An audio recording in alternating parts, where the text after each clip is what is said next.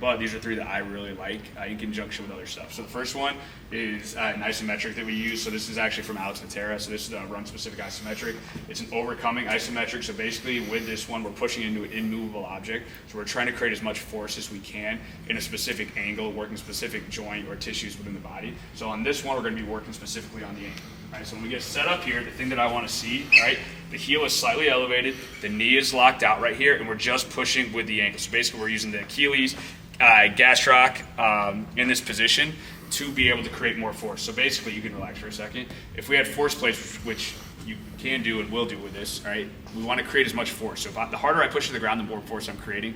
That's what we're trying to do. So we can do that with longer duration holds. We can do it with shorter durations. We can do a lot of different ways that we can manipulate that. But this one is the one that I like using a lot, whether in and of itself potentiated with something else. Right, a couple of things that what I like to think about when we're doing this. Go get set up again. Right. So first of all right, one thing that I'm going to look at here is the hand. So if you're doing something and you're trying to create as much force as you can, if you're doing anything with like your hands not squeezing the bar as hard as you can, there's an irradiation principle or radiation principle. The harder I basically squeeze here, it's going to send more signal into the joint or the tissue that I'm working. So if I have a really loose wrist or I'm not squeezing very hard with my hands, I'm not generating as much force throughout my body as I can, and in this case, go into the area that we want. All right, so I want to think about squeezing this as hard as I can. The other thing is when we're going, I want to think about trying to basically lift this barbell off the pins. So go ahead and get set up. Go ahead and start pushing up, push, push, push, even higher, so go ahead and relax, all right? If he can take this weight and he can push it off, that's good, we'll add more weight to it, but he's creating more force, all right? If I put 145 and he can't push it up, then that's even less force in the sense that he's creating. So realistically, all right, we want to try and create as much force as we can, all right? Specifically targeting the ankle, the gastroc, and the Achilles, and that's one of the ones that we like using.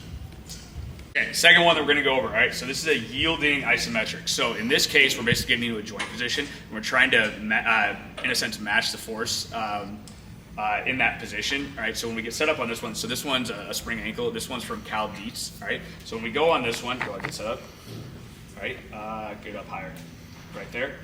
And we're going to hold this position. So I'm going to go over a couple actually things that I'm going to coach on this. But, all right, what we want to do here is think about that heel staying as tall as we can, all right? And we want to hold the body in that position. So if the heel starts dropping, all right, we're not in the position that we want. We're basically, the force is yielding us or taking us away from the position. Yielding is a good concept. You can relax for a second. You want to think about like if you're sprinting or jumping or things like that, your body wants to maintain certain positions. You want your body to stay in certain positions to create force and be as reactive as you can. If you can't, your body's going to yield or get out of those positions, which will either take longer to get off the ground, you won't be able to produce as much force, any combination of that. So the body needs to be able to be very stiff in certain positions and joint angles if you want to run fast and jump on it. So when we get set up on this one again, body weight might be difficult, we always start with that. But like again, if we can overload this with like say a 60, 70, 80 because that's needed, that's what we want to do because then the body will have more basically strength or ability to resist the yielding forces that are going to come from sprinting, jumping. The faster you run, the more yielding forces come down on your foot when it hits the ground. So you have to have a very stiff lower leg. That's why anything like this, the plyometrics, anything like that is extremely important because if you can't maintain very quick ground contact times at very high forces, your body's going to yield and you just physically won't be able to run fast. So like that's one of the things and the reason why we want to overload this. So when we get set up here, go again. And again, this is just how I coach it. I know there's probably other ways. One thing, I like to have a slight knee bend, all right, in this one, so other way, right about there, all right? So right here with that bend, you can just see how that soleus muscle popped off right there. That's what we want. The other thing I want to think about here is one way that people will cheat on this, they'll start leaning more towards the rack. I want to keep all of my weight right over basically that soleus and the joint that I'm working right here. So if the body's right here, even though the weight hasn't changed, it's a lot harder. If I come closer, it makes it a lot easier. So you'll see when people do this, or if you do this on your own, as you start fatiguing, your heel might stay up, but your body's going to shift into another position, which will take tension and force off the joint that we're working. We want everything to get set up again. Go right there, make sure you can see that, all right? So when we're going in this, I want to have my foot's right here, I don't want him to touch, all right? You see how his knee just bent more and he went into it, so he basically took the tension off the muscles that we want and went to another area. So go ahead and get your knee straighter, right there. Now get your heel off my ground, right there. So right there probably went from like maybe a 7 out of 10 RPE to like a 9 out of 10.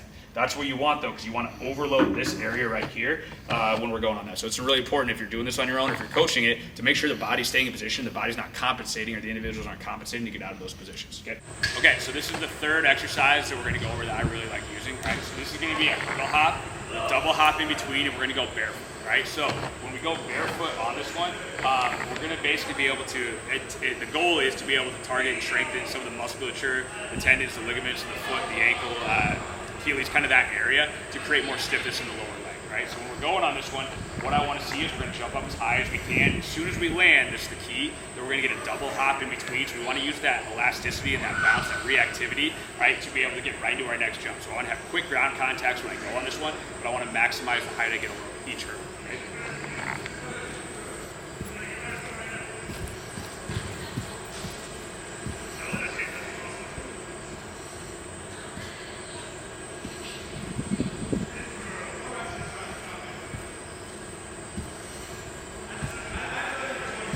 Saw like really good examples right there. So every time when they come down, we want to think about bouncing being extremely quick, right? So the ground contact that you come in between is going to be quick. And then when you get over the hurdle, they all actually did a pretty good job on that one, is that just because the hurdle's a certain height, that's not going to dictate, it shouldn't dictate how high you get.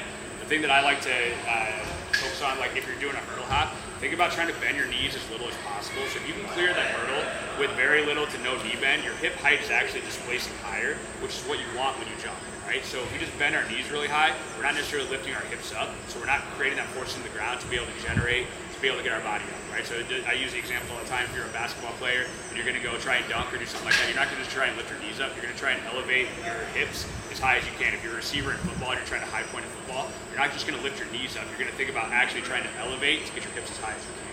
Same thing here when we go, right? So it's a barefoot and then the double hop in between, so we get the reactivity component and we're getting the height on the hurdle. The other thing that I'll mention here when we're going on this, you want to be able to stay in control the whole time. So a lot of times people will go too fast and their body will get out of control and they can't maintain that reactivity. That's one thing that we want to try and minimize as much as we can. Another way that we'll manipulate this so we can create more space between the hurdles. So we're challenging basically horizontally how far we get, but we have to maintain that reactivity and that bounce out of the lower leg to be able to get to the next hurdle.